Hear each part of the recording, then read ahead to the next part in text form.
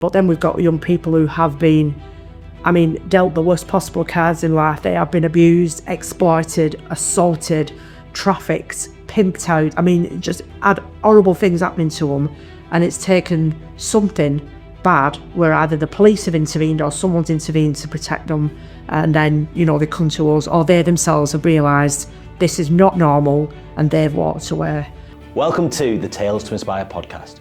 Before we get started on this episode, I would like to invite you to our community so that you can hear more stories to inspire change within your life and positive change within the systems in which we live. All I want you to do is to click on the subscribe button. Your comments mean the world to us with anything that's resonated with you, and I absolutely love your support. I can't wait to go on this journey alongside you. Thank you so much for subscribing. Let's get into today's episode. I'd like to say thank you to our partners Wellsprings, who provided us a studio to share these stories. Now, Wellsprings provides opportunities for entrepreneurs and individuals with growing businesses in the Bolton area. Thank you so much for your support. I'd like to give a huge thank you to one of our key partners, Bolton CVS, in helping us share new stories of changemakers within Bolton, and that starts today. Maura Jackson, welcome to the Tales to Inspire podcast. Thank you so much for agreeing to be part of our community of Tales to Inspire champions. I've got no idea where this story is going to go, actually, so this is going to be quite fun. Would you like to introduce yourself, who you are, where you're from, and we'll just go from there. Okay. Well, my name is Maura Jackson. I'm a proud Boltonian. I'm the chief exec of Back Up Northwest, which is a homeless charity for young people. All the young people we support are aged between 16 and 25. We were established in 1992, but I've been the chief exec there for 14 years. I went there in 2012. I used to be a support worker there in 1997 when there were just 5 people in the team, and we'd been running for 10 or so years, and I worked there for nearly 3 years and then moved on to do work in the domestic violence sector and other services. Been all over the country, working in London, Liverpool, Manchester, Salford, and then came back to Bolton to take this job on when I saw it advertised. So my predecessor was retiring. She had done the job for 13 years. And when she announced her retirement, 18 people either text me, rang me, or emailed me and said, she's retiring. She's retiring. I'm like, okay, I get the message. So I thought, I'll just have a look at the job description. So here I am. I love that. So in terms of your personal story and how this began, said from Bolton, tell me a little bit about some of the things that when you were younger, like, what did you want to be when you was older, and was it to be in the charity sector and leading this amazing organisation? It was not, funnily enough. It was not. I was going to be a teacher, so right. I wanted to be a Spanish teacher in Spain. I wanted to teach children in Spain. I just had this thing about, it must be lovely and warm, and I'll just go there. And I loved my Spanish teacher at school, so I went to St. Joseph's in Bolton. I was head girl there. Absolute girly swat, teacher's pet, loved it. I absolutely loved school. As a small child, we lived in, me and my brother and mum and dad. My dad was not a pleasant man, quite violent, very oppressive household. And eventually my mum left and everything just changed for the better. So mum's like she's the strongest person I know, really. And she's an absolute inspiration to me. And so school was amazing, loved it. Did the head girl thing, left school, went to sixth form and to do my A-levels to get the job as a teacher, obviously, and then got pregnant. So the year of leaving school, even though I'd gone from being like girly swat and teacher's pet, in that summer, I discovered 2 things which became a problem. 1 was Strongbow cider and 2 was men. So disaster waiting to happen. Ended up, a teenage mum, 18, and that was that. So I had to crack on with being a mum. But that sort of shifted things in a way that I just thought, well, now I'm responsible for another human, and I cannot, be messing about. I need to really make something now and do it in a different way. So I got a job, which was as a filing clerk in the Housing Benefits Department, just round the corner. Okay. And it was a 7-week contract. It was a summer job. Okay. And I thought, well, it's better than nothing, and I just need some money. So I took the job and thought it'll do, and stayed for 7 years. So not filing. I did that job. I then got a job while I was there. I worked in housing benefits, then I worked in dealing with arrears, and then I got a job as a housing officer. And while I was a housing officer, the local authority, which is where it was based, paid for me to do a day release degree at Salford University. So I did housing studies, housing law on a degree, and got that. And then from there, I went into support because I was also, at the same time, doing youth work. Right. So I did voluntary youth work for a long time, and then I qualified as a youth worker and did paid youth work for the local authority. So the job with backup came up as a support worker, which combined my housing background, housing law, and youth work. It was like the perfect recipe for me. Loved it. Got into that, and then ended up working for a women's refuge locally at Fort Alice. Did that for a year.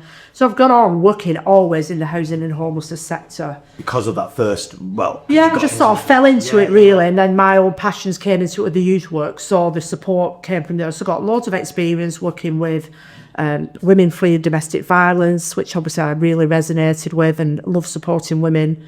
Ended up volunteering for a couple of years on the MASH van. Now that is literally a vehicle that used to come to different towns in the Greater Manchester area and work with women that were trapped in prostitution or in sex work. So it was run by the NHS, but we were volunteers on there to offer support and advice and welcome women, mostly women. There were a couple of men, but it were mostly women, and deal with, trying to get them to obviously come out of that risk behaviour, but support them with free condoms, syringes, getting access to medication. There was a nurse on the van, and did that for a few years. So everything just kind of all merged into one, working with women, working with young people. It all had homelessness at the back of it. It all had domestic abuse and coercion at the back of it. So that never really went away. And then I ended up setting up England's first families project, which was a homeless service in Bolton, based on a model that was in Scotland at the time called the Dundee model. So it's the Families Project, and this was about accommodating families that had been evicted for antisocial behaviour. But the purpose of this model, which was housing based with very tight behavioural support packages, was to be able to almost rehabilitate families and prevent children going into care and then getting them to a stage where they went back to the community, because this was like a revolving door of children going into care, foster care, families breaking down. It's just the human and financial cost of that was huge. So that was great. Did that for a few years, loved it. And then got a job with the Ministry of Justice to do another government pilot, setting up services for women offenders. Right. So there'd been a report done through the government, which was done by Baroness Carston, looking at suicides of women in prison, which had gone off the scale, and we're looking at the causes of that and really why were women in prison in the first place. And they're usually in prison because they're a risk to themselves. They're not a risk to the public. They're not a security risk like the male population in prison can be. Not all, obviously. And so these pilots were being set up as an alternative to custody. So I got the job to set 2 of those up, Liverpool and Salford. That was amazing. Absolutely loved that. So I was accountable to people in the Ministry of Justice in London. It meant lots of travel, meeting lots of people, and setting up these services which were supporting 500 women each at any one time as an alternative to custody. So judges were able, and magistrates were able to mandate women to go to the centre instead as an alternative to custody, which kept families together, communities were safer, women got the support they needed. And again, we're back to the issues around housing, homelessness, domestic abuse, mental health. All those things were combined. Bad relationships, bad decisions led them into offending, and that was pretty typical, really. So absolutely love that work. And then from there, got the job in London as a chief executive of a domestic abuse charity. Wow. So because I'd done a lot of work to and froing, it didn't seem like a huge jump then. If I'd still been based in Bolton and thought I'm just going to get a job in London, it'd be like, what are you doing? Because I spent so much time down there, I thought, well, my daughter's grown up now and I don't have to be around. So I did that. Got offered this job. I had nowhere to live. I didn't know where I was going to stay or anything. well, like, it'll be all right, something will work out, and it did. But that seems to be the mantra of my life. I'll sort it out. It'll all fall into place, and it always does. So yeah, I took this job in London, emailed the woman who had the job, who was leaving, and said, do you know anywhere where I could like get lodgings, because I've had a couple of interviews with landlords, and let me tell you, they've not been good. Yeah, dodgy as hell. Anyway, and she just said, well, actually, I'm retiring because I'm going travelling.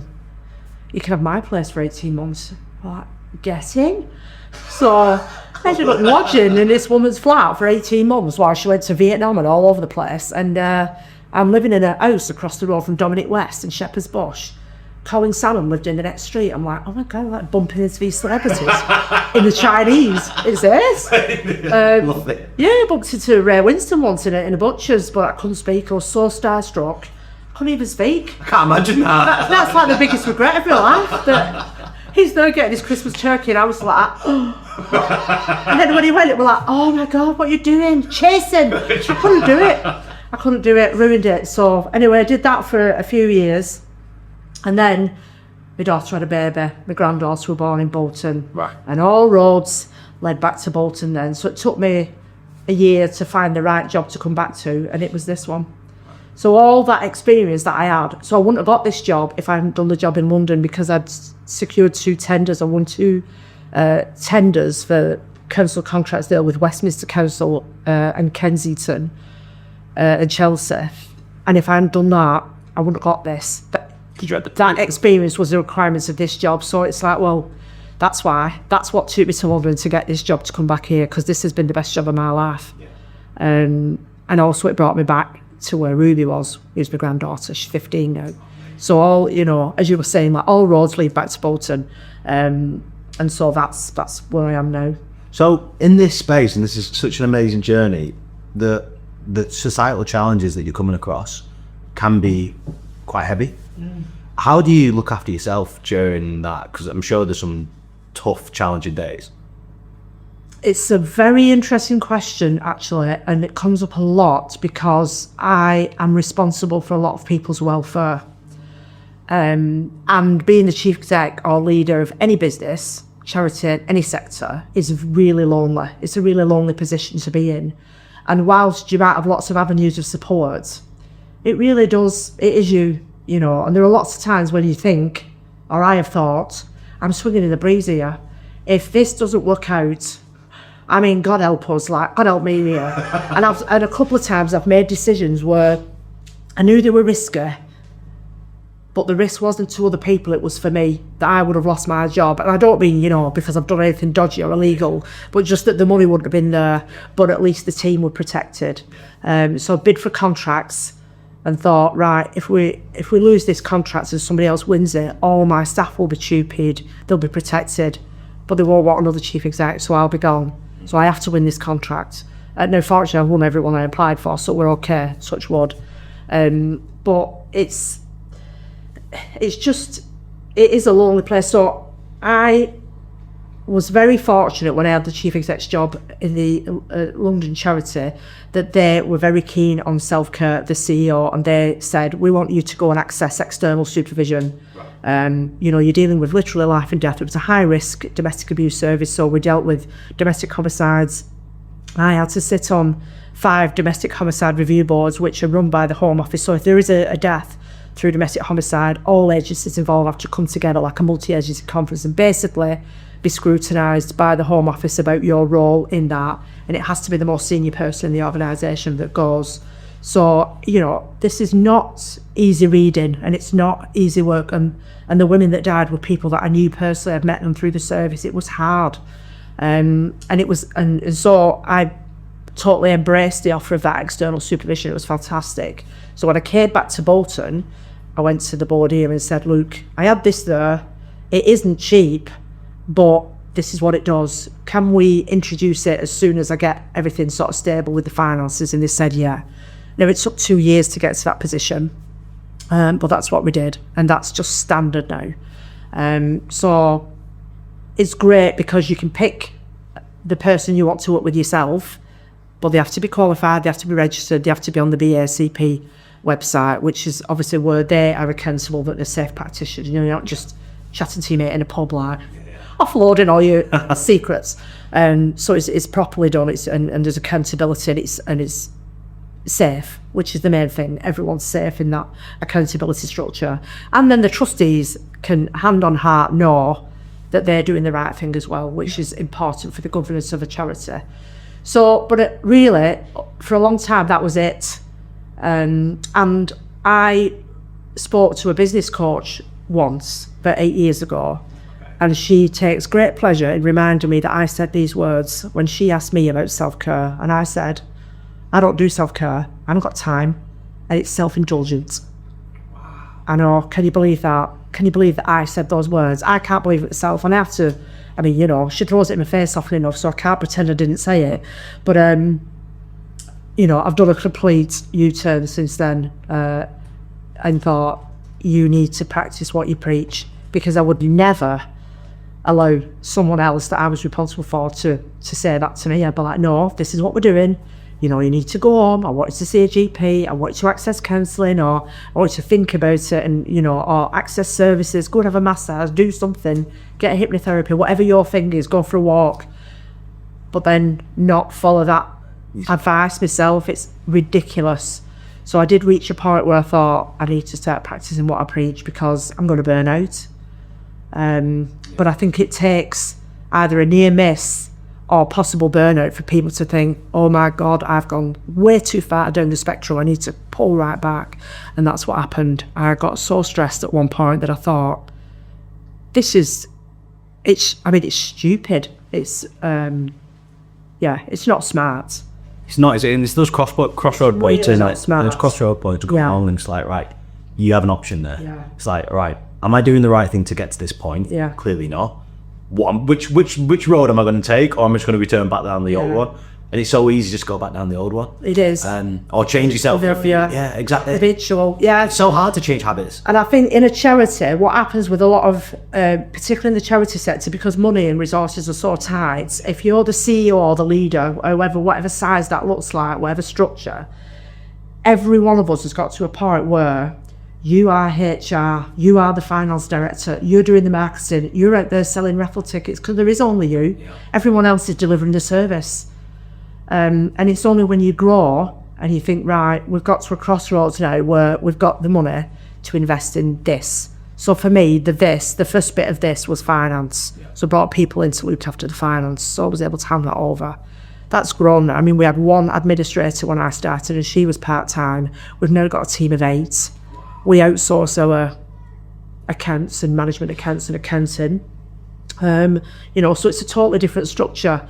But all of that is only possible as you scale up. Yeah. So then the next bit of scale up was, look, I need somebody to do the fundraising. I can't run the service, get all the money in, and be out trying to, you know, sell raffle tickets and pick up bottles of wine for raffle prizes. And it was just isn't enough hours in the day. Yeah.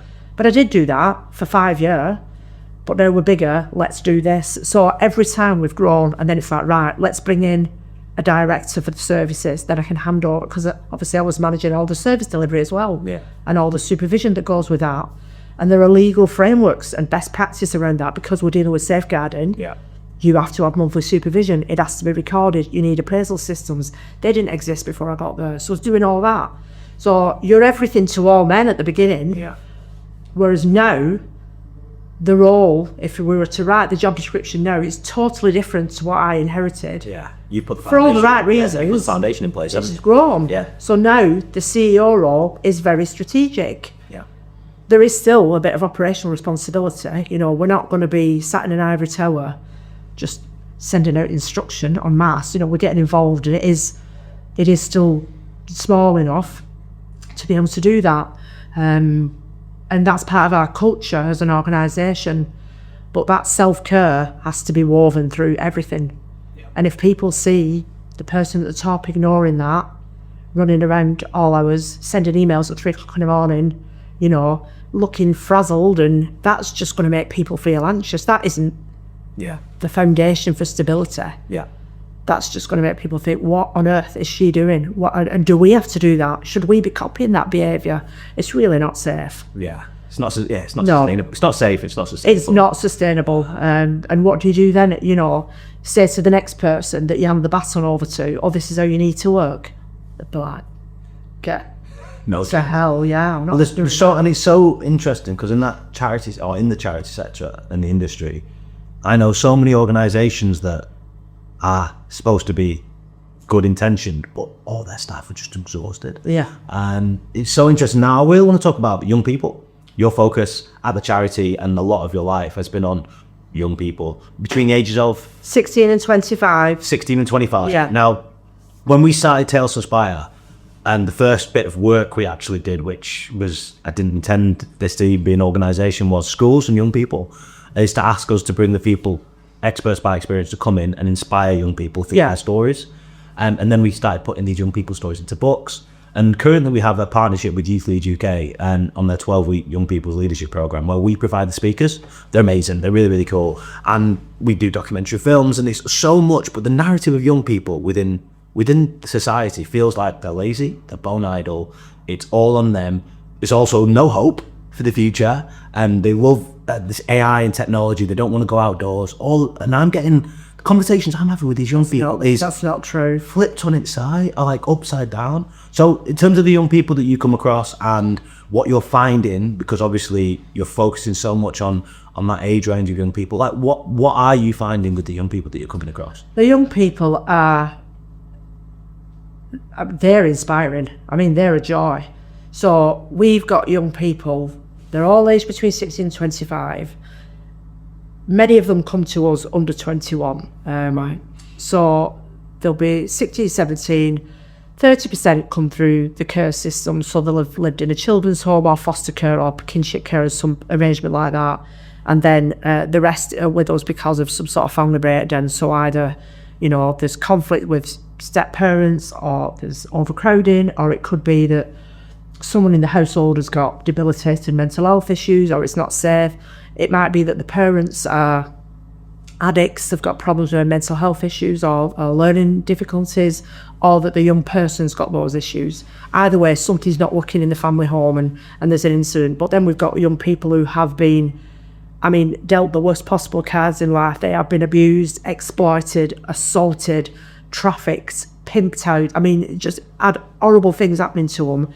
And it's taken something bad where either the police have intervened or someone's intervened to protect them. And then, you know, they come to us, or they themselves have realised this is not normal and they've walked away. But obviously that takes time and sometimes, you know, a lot of support and bravery to be able to do that, because they don't know what they're walking away into. They only know what was familiar, even though that was really bad and unhealthy. And pulling away from 16, 18, 19 years of learned normality is really hard for us to pick up. So the young people come to us and they don't look any different to any young people you might see in a bowling alley or at the cinema or in town. They just look like young people. They're not, you know, dirty, unkempt or whatever. They take pride in how they look. They want the same things as other young people want. They want relationships, they want friendships, they like listen to music, they want to create things, they want to own their own house. You know, they've got the same aspirations that everyone has. And some of them, you meet them and think, oh, you're going to make something. You are absolutely going to shine. You can just see it. And others, they're going to do it, but they can't see it. Yeah. And it's our job To help them see it. to do all that, to act as a parent. You know, we provide the housing and then we provide the supports, and it all sounds very technical and functional, and it is to a certain extent, but actually our job is to make sure that they have hope, that they have got opportunities, that they see things and think, well, actually, I never thought about working in such and such an industry. I never thought that was even a thing, you know, and that they want to be educated, that they want to get involved with stuff, that they want to get out. But they will tell us that, you know, you need to help us to do such and such, and, you know, get off your backside and help our best. And, you know, so we find ourselves doing homework, making paper mache faces, and, you know, we're doing all sorts of stuff. This isn't just about housing. We need the housing for the stability, to be able to keep them as a captive audience, so to speak, but to keep them safe. And then to do all the wraparound stuff, which is all about leisure, education, aspiration, opportunity. That's what we do. So we've got young people who have gone on to work in engineering, in the arts and entertainment sector, singers, people who, you know, I mean, there's a girl, she's a senior manager in Marks and Spencer's, and regularly I see her when I'm in there because I've turned into a middle class tool. But we've got young people who've lived with us, who've gone on to write books. I got a message actually last week from a young man, he's 44, lived on the scheme 20 years ago, obviously, and said, I'm just letting you know, I wrote a book. So because of the beauty of Facebook and social media, they can keep in touch with us really easily. And because of the relationship and connection they had with us when they were 16, 17, 18, they still want to tell us they've done something now at 44. I've wrote a book, I've got a mortgage, I've had a baby. We're still the first people who want to tell. It is so privileged. I got an email last summer from a young man who I actually don't know, and he said, I'm just letting you know, my name is this, I used to live on the scheme this date, my support worker was Bex still works with us, she's worked with us for 22 years, she was my support worker. I just wanted to let you know, I live in London, I'm doing this as a job, I've got a wife, we've got 7 children together. All I ever wanted was to be a good dad. That was my only ambition in life, and I'm doing it. And I just wanted to let you know. And I wondered if you would let Bex know if you're still in contact with her. I emailed her back and said, she's still here. She's, you know, she never left. We're still here. But I forwarded it to Bex, and she sobbed. She was like, I remember him. He did this. He lived at this flat, and blah, blah, blah. We did this, that, and the other. And that is amazing because people go on to be people. And they are diverse, they're interesting, they're educational, they're inspiring. And some of that we've facilitated. Yep. We absolutely have enabled and facilitated. Some of it we've contributed more than others. Some of it you can see with young people, you're going to make it no matter what. We're a conduit here, and we've got a role to play in your destiny. But you're going to do it. Yeah. You know, you're so determined and ambitious, and you can see that. And with others, it's more of, you can do it, and here's how, and we'll support you to do it. And they go on to do it, but they didn't think they could. Yeah. And then there's everything in between. So one of our ex-residents, for example, is Sophie Willan, who is a triple BAFTA-winning writer, actor, and comedian, who contacted me many years ago, and said, I'm applying for some funding, Arts Council funding, to be able to put a show on, a one-woman show in the Contact Theatre in Manchester. I need £500 match funding. Can you help? And I looked at it, I thought, well, I've never had a request like this before. I'll just check the legalities of what I should be spending our money on. Anyway, I thought, no, yeah, we can do this. So she said, I will come in and talk to young people, and maybe a bit like drama workshops or something like that. I said, right, brilliant. Well, we went to see this show, flipping it. She was hilarious. It was fantastic. And I ended up watching that show about 4 times, and then I went watching her do stand-up. She went to Fringe, did all sorts. She's now, you know, had her 2 series of her sitcom, Almost Not Normal, on the BBC. She's everywhere. She's on every flipping game show, you know, her face pops up everywhere. She's brilliant. You know, she's an ex-resident. We employ 9 ex-residents, and we've employed 16 in the last 20 years. Some of them have been with us for a few years, and they've gone on to work in midwifery, mental health nursing. One of them's a teacher. One of them was going to set up her own charity. So, you know, some young people have come back to us and said, as a result of my life experience, I've gone and done a youth and community degree, or I'm doing a social work degree. Can I do replacements at backup? Yeah, absolutely. Of course, we're going to facilitate that. And then they end up working for us. They come in as a support worker. 2 of our project managers are ex-residents. Right, okay. So, you know, we live in the dream, really. We've got people in our organisation who don't just have lived experience in the sector, they've got lived experience in our actual service. Yeah. And what's really amazing is when a young person will come in and assume, well, you don't know what it's like. They think we're all born at 40. You know, we've had all that, which I can understand. Yeah. You know, because we've all done that way. For Christ, you know, been middle-aged all your life. And then they'll say, well, actually, I was a resident here and I lived in this building. You know, we're still in the same buildings, some of them. That really, you know, it's really very grounding for us and for them. Yeah. I mean, a young person said to me very early on when I'm working at Backup, you know, you've got no idea what it's like. You don't know what it's like to live on the scheme. You never been homeless. You turn up here in your car. You've got your big house and beer. I said, hang on a minute. I said, I were almost at 16. I got kicked out. My fault. I was behaving like a prat. But it was a different age then. I didn't have to do any rough sleeping. I was sofa surfing for a bit and then I got a flat. There were no messing about needing, you know, 12 references and £1,000 to get private rented accommodation like it is now. Yeah. I just went and spoke to a bloke in the pub and said, I believe you got some flats, can I have one? Yeah. I pretty much got the keys the next week. That's how it worked. You know, can you afford the rent? Yes, I can. Welcome. You know, that's how it works. But this lad, like yelling at me, I thought, you know, you've got no idea. But then I thought, do you know what? He's right. I don't know what it's like now. It's a totally different state of affairs, really. It's really difficult. So I went back into the colleagues that I had then and said, I'm gonna live on the scheme. I'm gonna do it as an experiment and see what happens. And they said, well, that sounds all right for you, but I hope you're not gonna make us do it. I said, no, I'll do it. So I got a group of young people together and said, look, if I move into the scheme for a week, I'm not going to take somebody's flat.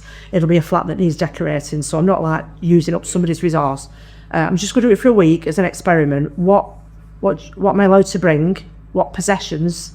How much money would you need for a week? Like, and I'll try and, you know, I'll go with the same remits. God, it was hard. It was really hard. So the possessions, I looked at the list of possessions and I thought, I've got more than that in my handbag. You know, like when I'm going to work, like what the. Anyway, I did it, and the biggest, I don't know what I thought was going to happen, to be honest, but the biggest thing that bothered me was the loneliness. So I was in his flat in School Hill in Bolton, nowhere to go through the day. So obviously I'm used to working full time, and then I'm just like there thinking, no laptop, no mobile phone or anything. They said it wasn't allowed. I had about 14 quid to do my week's worth of food shopping. So two young people came with me, we went to Aldi. I'm like popping things in the basket and they were, you can't afford that. You can put that back. You can't afford meat. I'm like, it's on the hoop shelf. They said, no, you can't afford meat. You know, pasta, rice, flipping heck.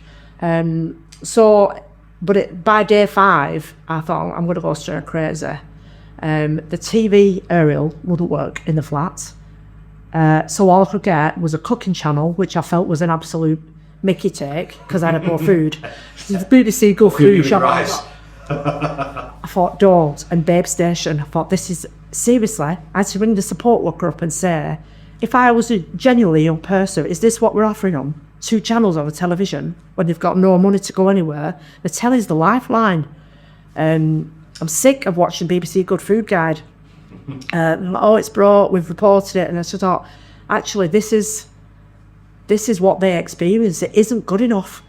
So we went back and reflected on that, and but it was the loneliness. So from then, we remodeled our services, and we started to get flats that were in blocks, and we put the staff in those blocks 24/7, sleep-ins. So they were there round the clock, and also young people were in a block with other young people.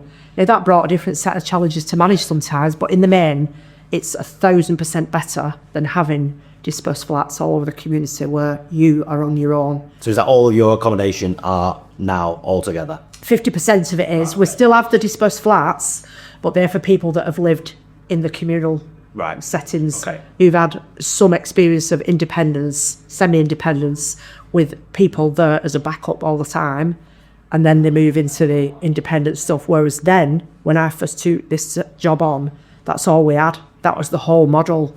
It was like, this is very isolating for young people. So how does it work? So how many flats or spaces do you have for people to? 121. 121. Yeah. And do you support people? They have to be in one of those spaces, or do you support people who may have got their own places with their family but are struggling and challenged, or have been on the streets? No, they're all with us. They'll have moved in. So you can have that connection and contact with them. And what's the average time that they're with you? Is it 15 months? 15 months? Yeah. Okay. So they could come for, some only last a day for whatever reason. They might go back to where they've come from.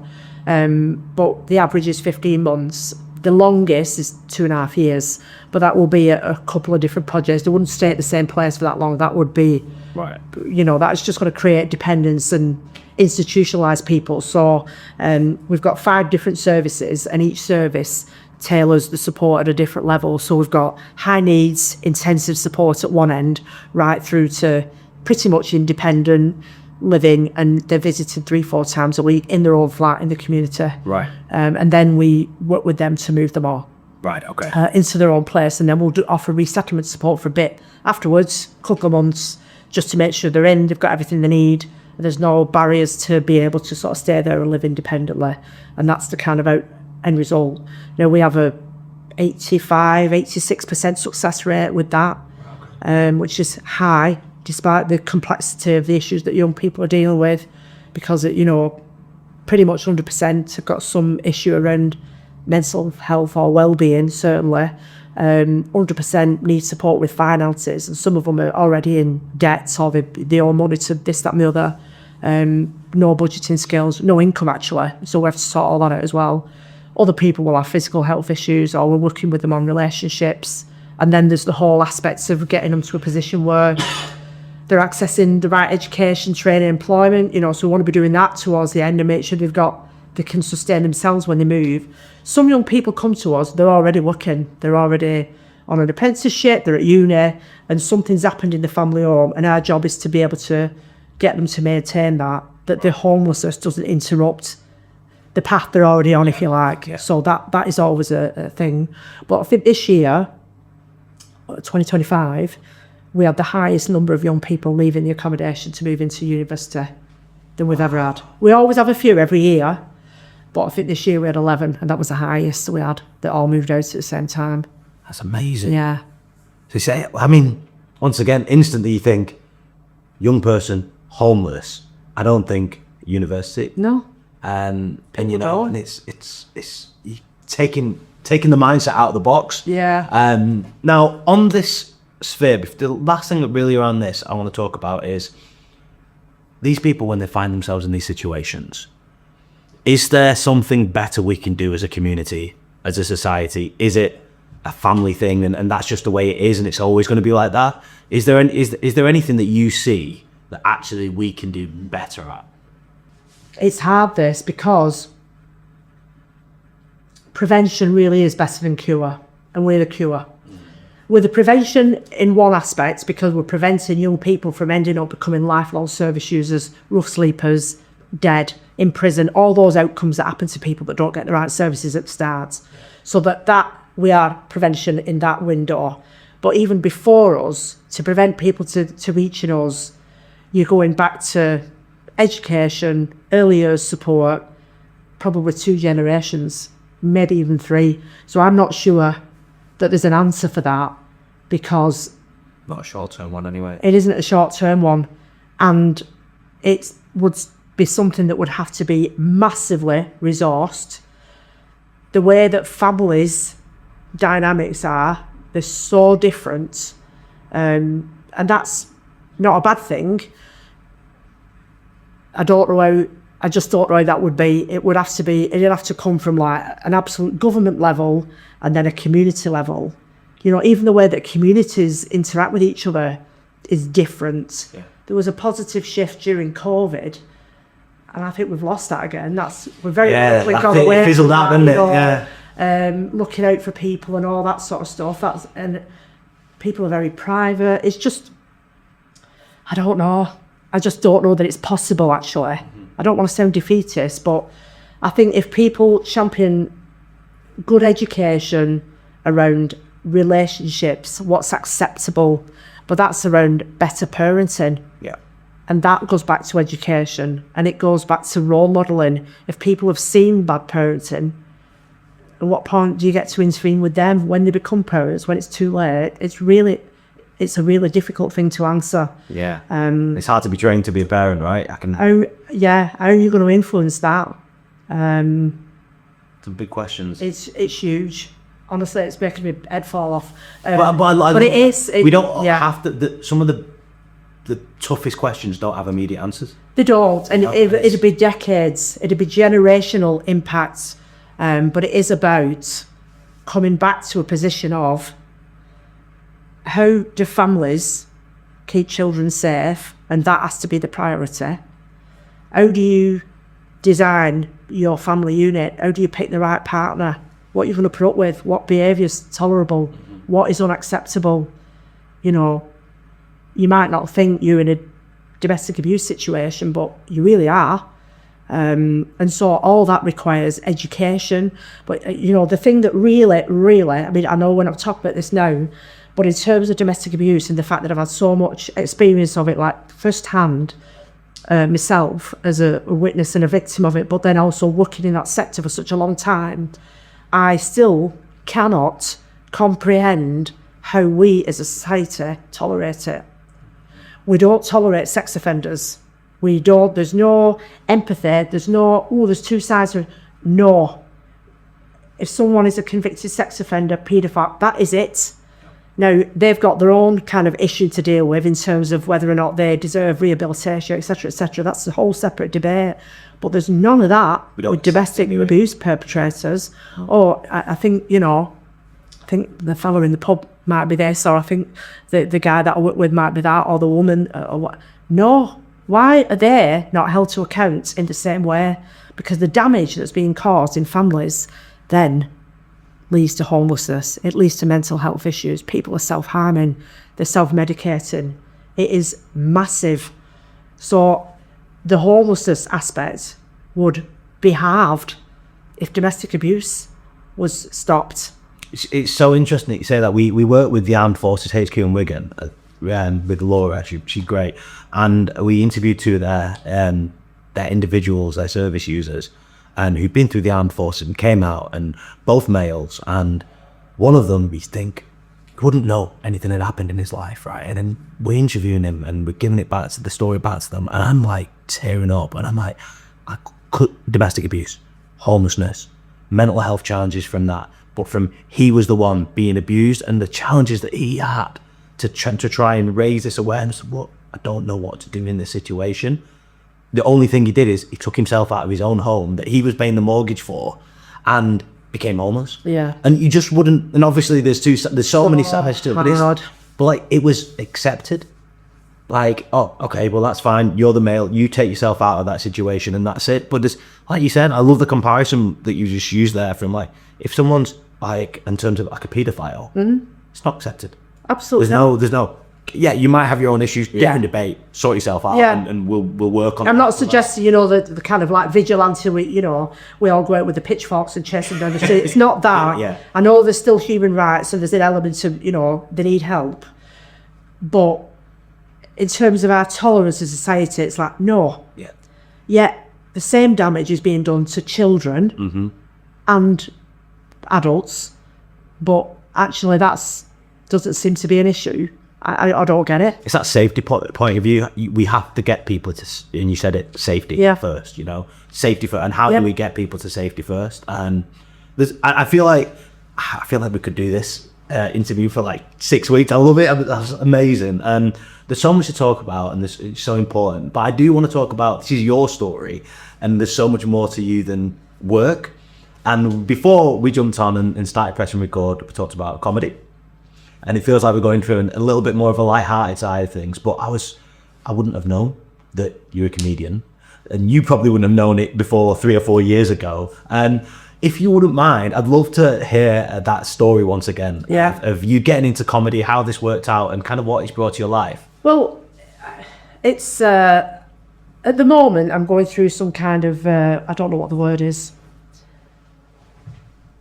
Evolution, I don't know, might be the right word. I don't know if it's the menopause or just my intolerance for stupid things. I don't know. I don't know if I've reached a certain age where I just can't be bothered.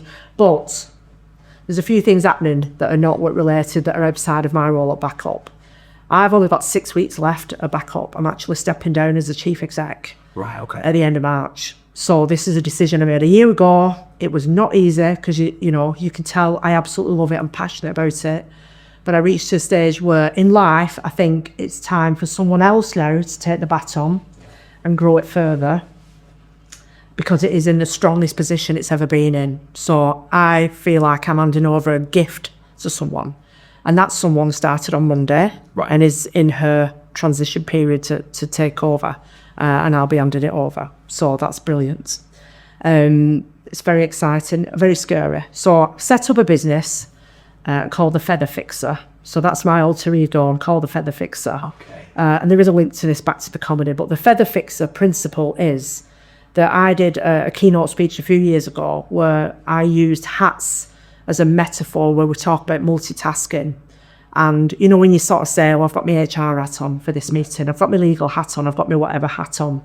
And I was using that to talk to a conference and say, you know, this is this metaphor. So I took a series of hats and used them and described the hard hat and said, you know, we're all builders. We're building families, communities, reputations, bank balances, and, you know, friendships. We're all building all the time.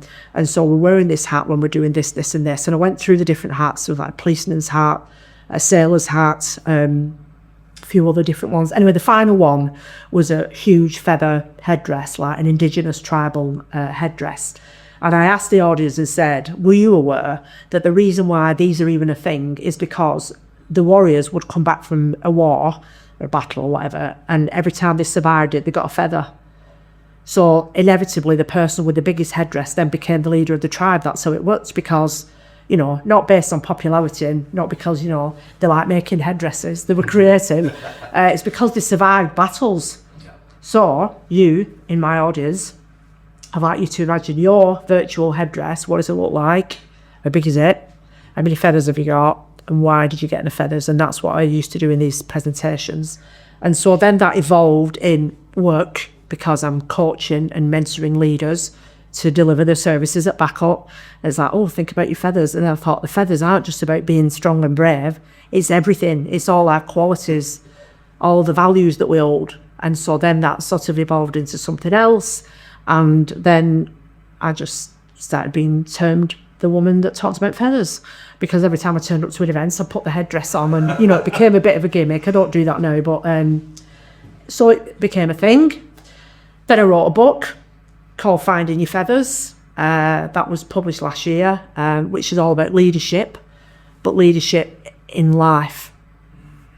I'm doing a TEDx talk next month. Amazing. Where's that at? In Wigan, All right. at TEDx Wigan, and that will be, again, it's, I'm calling it When Love Leads, because the metaphor I'm going to use about the feathers, it's still about the feathers, is about my story of becoming a special guardian to my two grandchildren. So I've got two grandchildren now, 15 and 8, who've lived with me for 6 years. And so the process of becoming a kinship foster carer and then becoming their special guardian is where I had to really use the feathers. And that's kind of what I'm doing.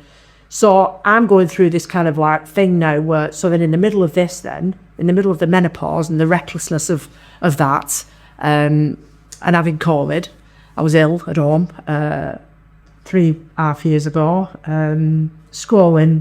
doom scrolling on Facebook, saw an advert for a comedy competition, and it said, if you've never tried it before, if you're new, this is your chance. Clicked on the link, entered the competition. 3 days later, when I felt better, I got an email off this fella saying, you know, brilliant, you're on the lineup. And I thought, absolutely not.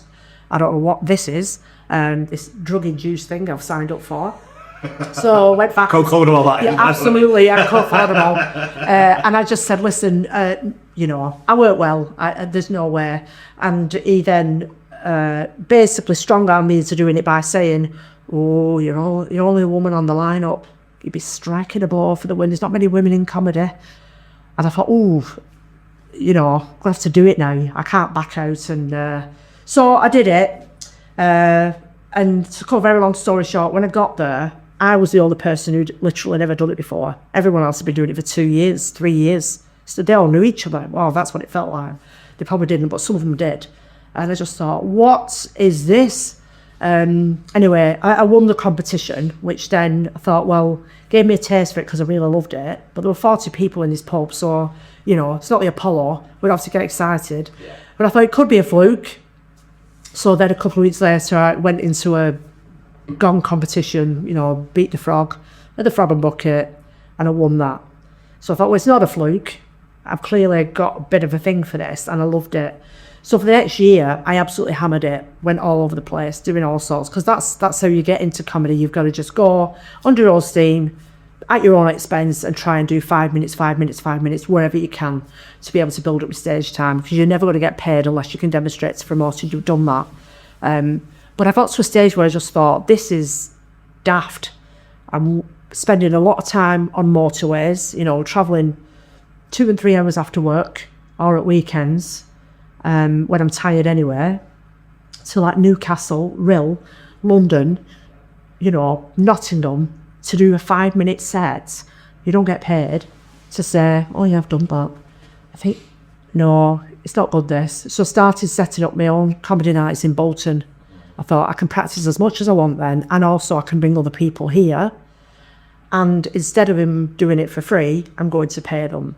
Yeah. So that's where the Feather Fixer kit, I used the Feather Fixer name as comedy nights, really. That's how it started. Not as a sort of any sort of professional.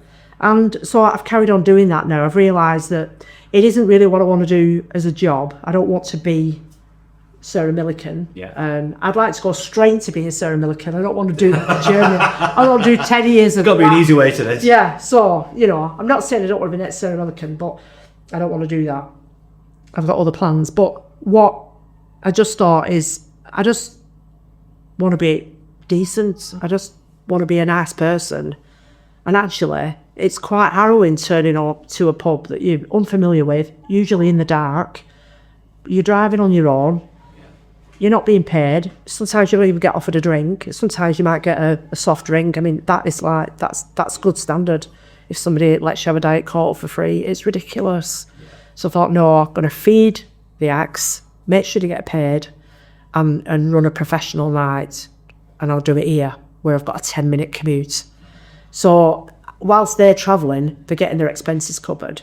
And everybody has a good experience. I just want it to be fun. Yeah. I don't want it to be stressful for me or anybody else. It doesn't sound like rocket science, does it? No, it doesn't when I say it like that. But this industry, this is how it runs. That's all the big comedians have done this graft where they've gone all over the country for free for years to get the lucky break or be seen by the right person.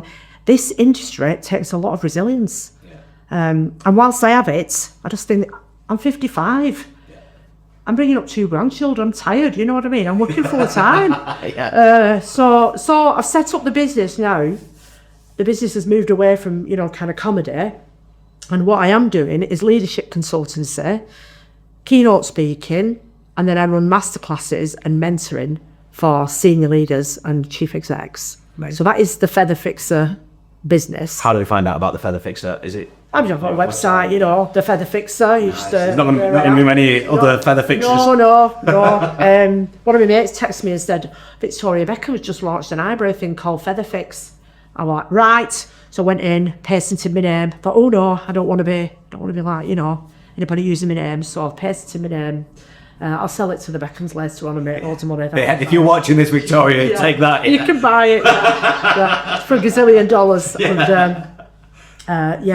And then so that's what I'm doing, and then that's led on to so the comedy and the development of that and my practice, you know, literally going out and doing it. You become a better comedian, and that's the whole point. Means that, you know, I've got no issue now around performing, but I will choose where I want to perform. I know it sounds really arrogant, and it's not, because I just want to do it for fun. In a past life, I used to play professional football. When I played professional football, we used to have to, as an apprentice, I used to have to clean the toilets. I used to have to, I don't like cleaning people's boots, but some of the jobs we used to have to do were really awful. And I used to say, like it's free labour, this. You're getting me, you pay me as an apprentice 55 quid a week to do what you should be paying someone proper to do, like the things, you get me to do horrendous things. And I'm like, And you speak to the pros, the older pros, they're like, we had to do it. Just because you had to do it doesn't mean that everyone else in the rest. You talked about earlier, how do you stop how do you change the challenge?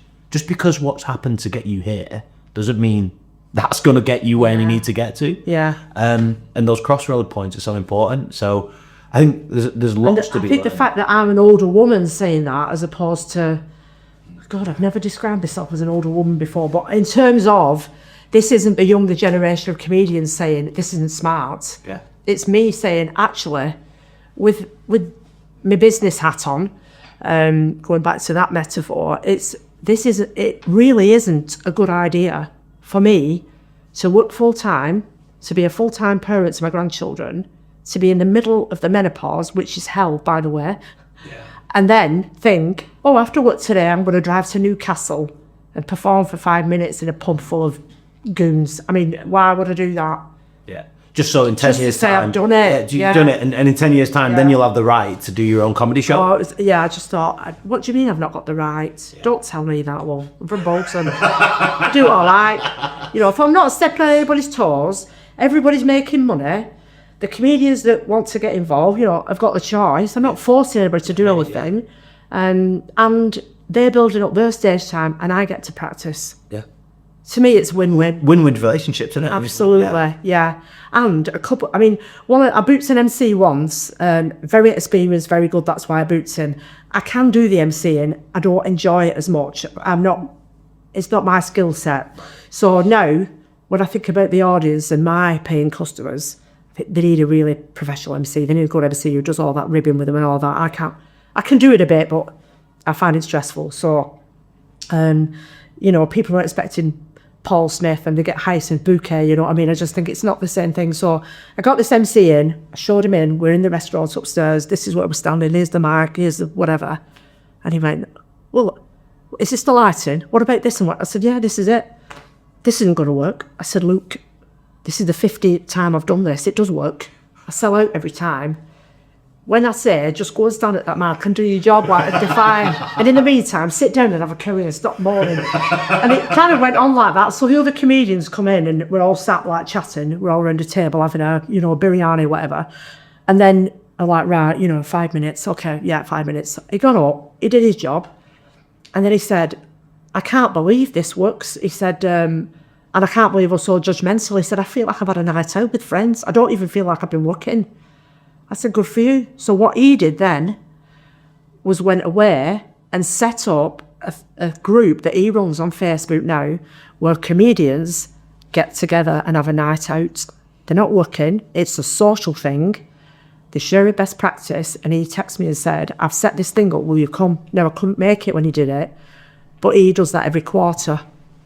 And about 80 people turn up to that who are trying to get into comedy and they just have a drink or something to eat. Wow. And he said that happened because of that night he came to with me. So there's a ripple effect here. Yeah, there's a power of one person doing He something. set up self-care for comedians. And I thought, you know what, mate, I love that. I love it. So he's one of my go-to people now if I need an MC. I'll always use him. Amazing. It's great. Yeah. It is great. I love your sternness. Like, Yeah. at the beginning, you will do this, and it Yeah. has happened 15 Don't times. tell me it doesn't work. It's my gig. What a nice thing to say when we first know, met. So on that side of things, I just want to say a massive thank you. Thank you. Honestly, You're this has welcome. felt like that. It's felt so enjoyable, and I just absolutely loved it. We do have a quick fire questions that we ask all of our guests. All right. And then we have 2 questions that I finish with as well. So the quick fire questions, the way that this works, I start a sentence, you finish it. Okay. No explanation needed. Right. And then we'll just move on to the next question straight. Right, okay. Amazing. Young people are. Inspirational. Charities should. Work together. Education can. Change lives. The government should. Listen. Oh, love that. Hobbies can. Move from being a hobby to a side hustle. Oh, very nice. And the charity sector. Is keeping this country afloat. That's huge. And I've got one question here with how much of where you've got to right now is down to coincidence or luck, and how much of it is down to you whether it's hard work or whether it's your efforts, like yeah, whether you want to go percentages, but yeah. I'd go 70% graft and ambition and determination, and 30% luck and opportunity. I'm a person that says yes and then looks out after, hence ending up with a job in London and thinking, where am I going to live? I love that. Amazing. So my last two questions that we've asked every Tale to Inspire guest, and my first question is, Maura, what is your definition of the word inspire? Ooh. For me, the word inspire would be, it's a bit like art or comedy. It's personal, isn't it? So what is inspiration to one person just might not even register with another. So it is personal, but, you know, I think if you want to inspire people, then you just be you, because you don't know who's watching and you don't know who's listening. And I've learned that the higher up the ladder you go, everyone is watching and everyone is listening. And I've even found that when I was a frontline support worker, you think you're banging your head on a brick wall trying to encourage, enable, advise or whatever. If it's not going in, it's not going in, it's not going in. And then something happens or there's a reference made and it could be 5 years later. And you think, you did listen. It did have an impact. So I think it's a very difficult thing to pin down, and there's probably something very, you know, eloquently in the Oxford Dictionary and all that, but I think for me it's so personal, it's quite difficult to pin down. But I think if you do, say, be something that enables another human being to think differently, act differently, or do something, then that would be it. Amazing. And my final question is, if you're looking back at your life, like say in years to come, and thinking, you know what, this is the legacy I want to have left, what would that be? That is a brilliant question for me. So I originally thought that it would be about creating sustainable services that assisted the most vulnerable people in our society, and I have done that. I have set up services from scratch that are still running now, and I'm long gone. And some of them have grown massively. And have now become the leaders in that field of work. So the Families Project and the women's centres that I've set up, they're all still running and they've got bigger and bigger. And backup, you know, is bigger. And I think one of the things that I love about that is that it's created jobs. So the money that I've either brought in, secured from outside of the borough that I've worked in, has created actual employment for people, probably a couple of hundred jobs. And that has a ripple effect on people, on families, on economies, on everything, on our infrastructure. And I don't often think about it in that scale, so I quite like that. But, as I said earlier, I am now a special guardian for my grandchildren, and what I realise is that everything I've done, has been about being in a position to help them, you know, where I thought it was going to be about the job and the career. I'm so ambitious, like with work. It's like, yeah, I want to do this, I want to do this. I'm going to be director of housing. That's what I thought when I was 23. I'm going to be the director of housing one day. And actually, all roads have led back to being in a financial position, in a emotionally resilient position, and knowledgeable enough to be able to take the children on and think, I've got this, I can do it. So my legacy is going to be my grandchildren. I love that. Maura, thank you so much for sharing your story with us. You're welcome. I can't believe I've just done that, but anyway. Thank you for watching today's episode. If you enjoyed today's episode, then please leave a comment in the comment section below, and we cannot wait to see you for our next episode.